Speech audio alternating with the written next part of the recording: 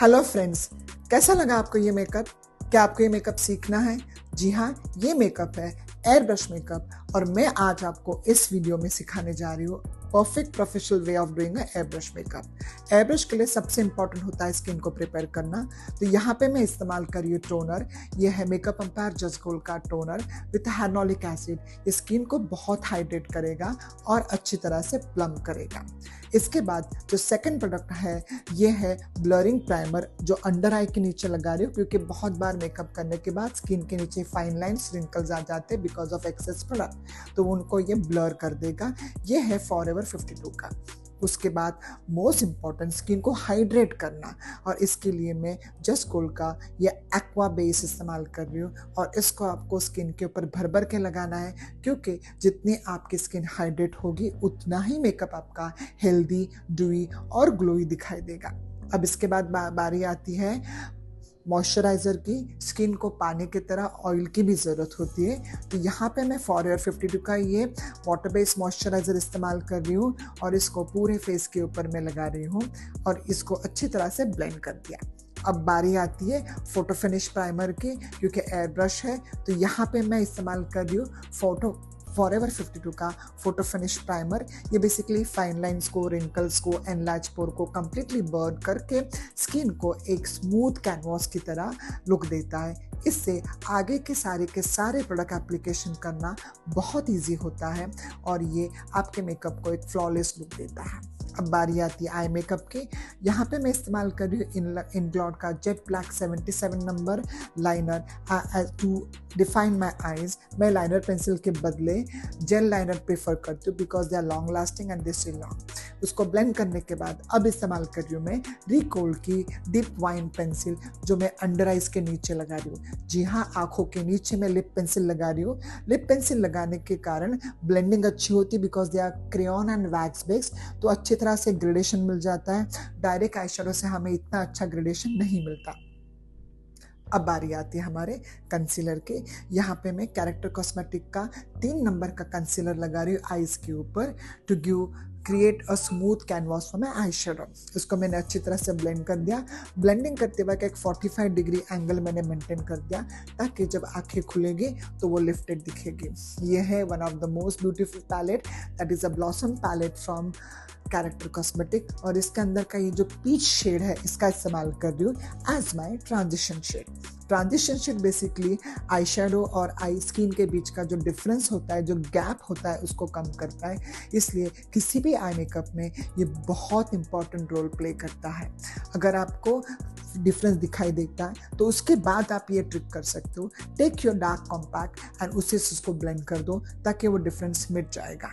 अब बारी आती है PAC के होलोग्राफिक पैलेट की, विच इज़ क्रोम पैलेट। जब कभी भी आप क्रोम आईशैडो इस्तेमाल करते हो, आपको उसको बहुत कम क्वांटिटी में लेके फ्लफी ब्रश से जिस एरिया पे अप्लाई करना है वहाँ पे हल्के हाथ से डस्ट करके उसको ब्लेंड करना है ताकि एक स्मूथ इफेक्ट आ जाए। अब बारी आती है हमारे आईब्रोज की स्टेंसिलिंग की। यहाँ पे मैंने रिकोड का कंसीलर इस्तेमाल किया और आईब्रोज को अच्छी तरह से शेप दिया। ये स्टेप बहुत इंपॉर्टेंट है, इससे एक अच्छा सा सेपरेशन मिलता है। अब बारी आ जाएगी हमारे आईब्रोज डिफाइनिंग की।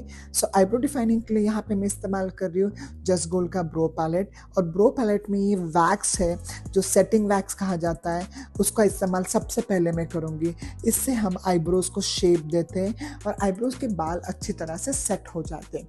इससे आपका जो पाउडर है वो लॉन्ग स्टे रहता है डिफाइनिंग, और वो फॉल आउट भी कम होता है।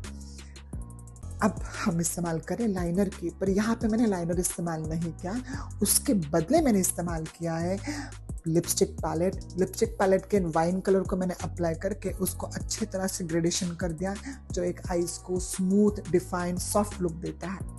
फिर बारी आती है कंसीलर की, करेक्टर की। एयर ब्रश मेकअप में करेक्टर का इस्तेमाल ज़्यादा करना होता है क्योंकि हमारा जो एयर ब्रश है वो थिन लेयर में लगता है, इसलिए टोटली पूरे फेस पर जहाँ जहाँ पे हेवी डिस्कलरेशन था वहाँ पे मैंने करेक्टर को इस्तेमाल किया। करेक्टर करते वक्त आपको याद रखना है कि उसको अच्छी तरह से ब्लेंड आउट करना है, कहीं पे भी पैचेस नहीं रखने हैं। उसके बाद मैंने रिवाई ऑयल लिया मेकअप एम्पायर का, बेसिकली ये फाउंडेशन थिनर है, और उसके साथ मैंने हल्का सा न्यूट्रलाइजिंग शेड लिया, और जहाँ जहाँ पे हमने रेड कलर लगाया था वहाँ पे ये न्यूट्रलाइजिंग कलर लगा के रेड कलर को हमने दबा दिया ताकि रेड की इंटेंसिटी, करेक्टर की इंटेंसिटी कम होगी। अब directly we switch on to the concealer. यहाँ पे मैं फाउंडेशन इस्तेमाल नहीं कर रही हूँ, डायरेक्टली फाउंडेशन इस्तेमाल कर रही हूँ number 4 from the brand Recode. Recode का 4 नंबर का मैं कंसीलर इस्तेमाल कर रही हूँ, और जहाँ जहाँ पे मुझे इस फेस को हाईलाइट करना है वहाँ पे हाईलाइट करके उसको मैं कैट प्रो ब्रश से या फाउंडेशन ब्लेंडिंग ब्रश से उसको मैं ब्लेंड कर रही हूँ। और इस प्रकार से हमने जो रेड टोन था उसको कम्प्लीटली टोन डाउन कर दिया। अब बारी आती है to enhance the facial features. So मैंने यहाँ पे हाईलाइटिंग कर दिया। हाईलाइटिंग के लिए रिकोड का 2 नंबर का शेड इस्तेमाल किया, और उसी के साथ जो मैंने स्पंज लिया है वो 10% डैम्प है, और उसको ब्लेंड करके पूरे फेस को फिनिशिंग लुक दिया। अब बारी आती है ब्लशर की। ब्लशर मैंने यहाँ पे रिकोड का 5 नंबर का ब्लशर ले लिया, और उसको मैंने हल्के हाथ से स्मर्च करके, फेस स्क्वेरिश था इसलिए मैंने सी टेक्निक से पूरे फेस को मैंने ब्लेंड कर दिया। अब आती बहुत बारी काउंटरिंग की। काउंटरिंग के लिए मैंने क्यूटी ब्यूटी का 4 नंबर का पैलेट लेके शार्प लाइन, क्योंकि मॉडल का फेस बहुत ही स्क्वेरिश राउंड था, इसलिए मेरा मेन फोकस होगा कि फेस की विड्थ को कम करें, सो ऑटोमेटिकली फेस लंबा दिखाई देगा। जहाँ जहाँ पे हमने मार्किंग की थी उसी एरिया पे हमने ब्लेंड किया, उससे आगे हमको नहीं जाना है। अगर बहुत आगे चले जाएंगे तो फेस बहुत ही लंबा दिखेगा। अब बारी आती है ब्लशर की। सो यहाँ पे मैंने ब्लशर लिया है मैक का desert rose, which is my all time favourite shade and very much suitable for all Indian skin. अब बारी आती है हेल्दी ग्लो के लिए। हेल्दी ग्लो के लिए I always trust on a brand forever 52 का highlighter, that is body glow highlighter number 5, जिसको हल्के हाथ से लगा के एक फ्लफी गोल्ड ब्रश से उसको हमको मर्ज करना है ताकि वो अच्छी तरह से स्किन के साथ सेट हो जाए, वो उसको अच्छी तरह से मेल्ट होगा। अगर आपको लगता है कि थोड़ा सा पाउडर ज़्यादा है या हाइलाइटर, तो हाइड्रेटिंग स्प्रे से लगाकर उसको हम मेल्ट कर सकते हैं। अब बारी आती है एयर ब्रश की, क्योंकि हमारा बेस पूरा हो गया है। अब हम लोग यहाँ पे ले रहे हैं लाइफलाइन ऑयल फ्रॉम रिकोड। इसके अंदर हम लोग फाउंडेशन डालेंगे और फेस को लगाएंगे। ज़्यादातर आपने देखा होगा most of the makeup artist foundation लगा के उसके बाद आई मेकअप करते हैं और ब्लशर करते हैं। इससे होता क्या है कि जब कभी भी आप ऐसे करते हो तो एयर ब्रश का जो पर्पस था कॉन्टैक्ट लेंस वो निकल जाता है। एयर ब्रश करने के बाद आप जब ब्रश लगाते हो, ब्लशन लगाते हो, तो आपके फिंगर्स ब्रश के प्रिंट्स उस पर आ जाते हैं एंड आपका पूरा पर्पस निकल जाता है। So this technique is called as a glaze technique, जहाँ पे हमने पूरा मेकअप कर लिया है और सिर्फ एयर ब्रश फिनिश देने के लिए हम लोग एयर ब्रश का इस्तेमाल कर रहे हैं। अब हम लोग कर रहे हैं काउंटरिंग। काउंटरिंग के लिए मैंने रिवाई ऑयल और रिकोड का 8 नंबर का कंसीलर ले लिया, उनको अच्छी तरह से हमने ब्लेंड कर दिया। More of air brush gun के अंदर जो प्रोडक्ट होने चाहिए वो फ्लोइंग कंसिस्टेंसी में होने चाहिए, इसलिए उसको लिक्विडिफाई करना बहुत इंपॉर्टेंट है। तो यहाँ पे मैं रिकोड के काउंटरिंग शेड से यहाँ पे काउंटर कर रही हूँ, उसी तरह से मैं उसको हाईलाइट भी कर रही हूँ। तो आप देख सकते हो कि मेकअप कितना सटल लग रहा है, कितना सॉफ्ट लग रहा है, और हमारा जो मेन पर्पस था